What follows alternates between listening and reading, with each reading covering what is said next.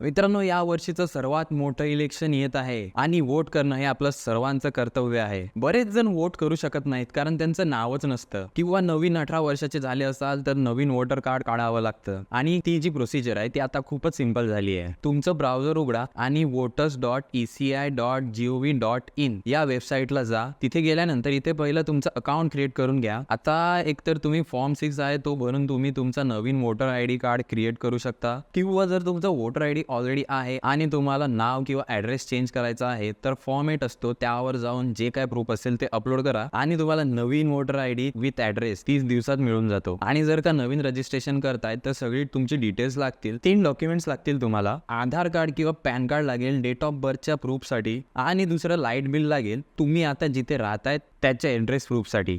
हे सर्व डॉक्युमेंट्स तुम्हाला अपलोड करावे लागतील. तुमचा वोटर आयडी आला की तुम्ही इथून एपिक डाउनलोडमधून तो डाउनलोड सुद्धा करू शकता.